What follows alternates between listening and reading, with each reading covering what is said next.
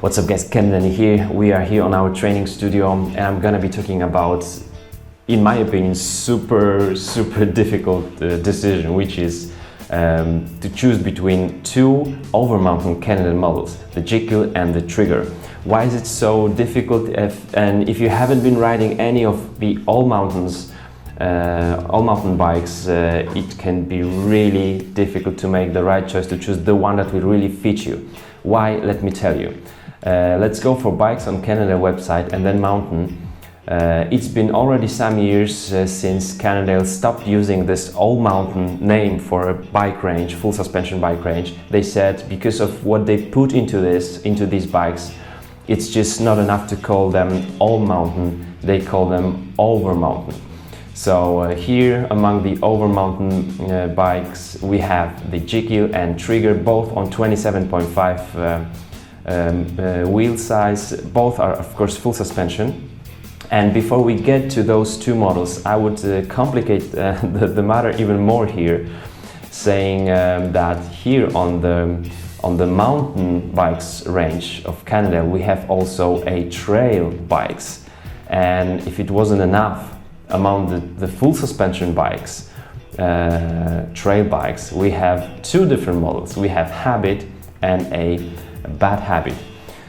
So let me just start with saying that for Jekyll we have 160 millimeters of travel, Trigger we have 140, but it's changeable. I'm going to explain you that. And for Habit we have 120 mils, so 120 millimeters. The main difference between Habit and Bad Habit is that Habit is 27.5 size wheel, just as Jekyll and Trigger, but Bad Habit is 27 plus, so this one will have 3 inches wide tires. It's really tricky to make a right choice, but let's focus today on this episode on Jekyll and Trigger. I'm gonna go for Jekyll here, and here we've got a Trigger. It's really difficult to make the definition of Overmountain bikes, but what Cannondale say here about Jekyll, they say that Jekyll's two bikes in one, split personalities, let you love the climbs and kill the descents. And it really fits, in my opinion, it really fits to this bike, because it will really allow you uphilling, because you will be racing on enduro races if you want, but descents will be super fun. Now with the Trigger, it's maybe a bit more tricky thing here, because Cannondale say that this Trigger Overmountain bike will let you do everything from XC to enduro. Now, I don't really think that this is the cross-country bike. It doesn't have a cross-country personality. I would say trail to enduro, that's okay, but maybe not really a cross-country. Now we can just take a look at those two bicycles. The main feature that we are focusing on here is this Dyad rear shock. That's the rear shock. That's actually two shocks in one. It's two in one. So Cannondale say like you have like two bikes in one here. Why is it so? Because this one is a dual chamber rear shock. I'm going to do another episode about Dyad system.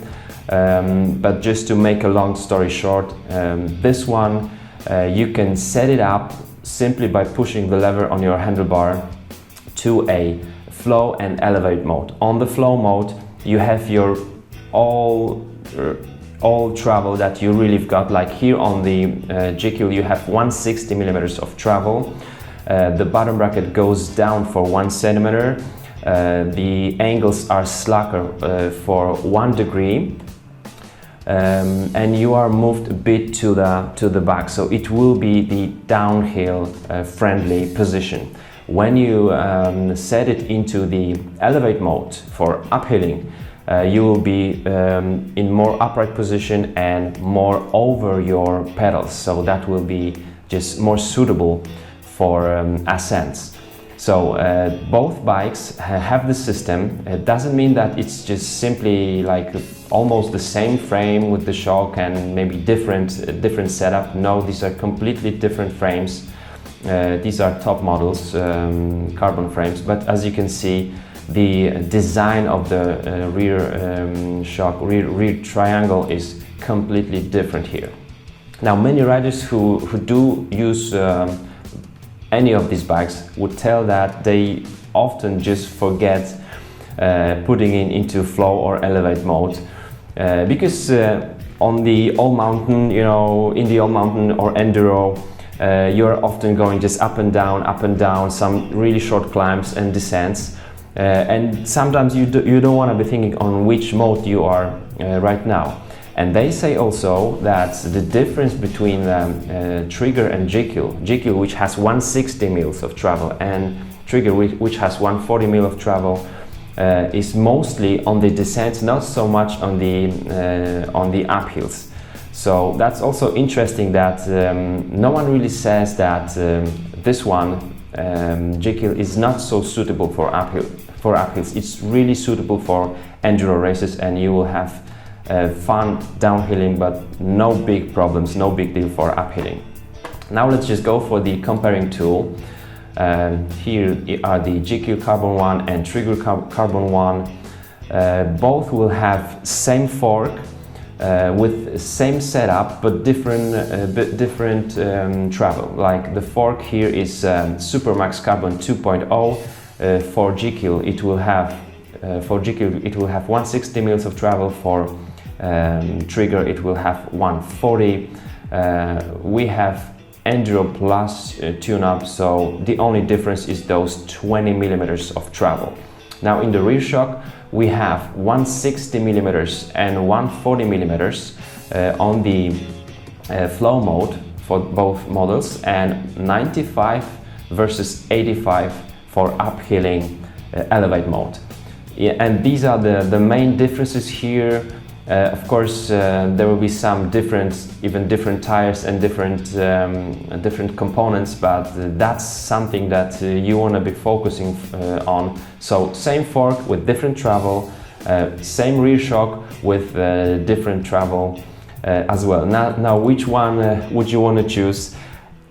If you're like more downhill oriented biker, you may want to go for this model, for a Jekyll. It is in carbon, it comes in carbon and alloy frame set. If you're not sure but you still like downhilling a lot, maybe the Jekyll will be better option. But still, you can also think about those trail full suspension bikes that will give you a lot of fun on descents and still will be capable of uphilling with even less of travel. But these are not the two-in-one rear shock, so that will be the difference. Habit will have lockout, and bad habit doesn't have the lockout on your handlebar for the rear shock. Maybe just a couple of words about the geometry of those two bikes, Jekyll and Trigger. Here is Jekyll and here is the Trigger.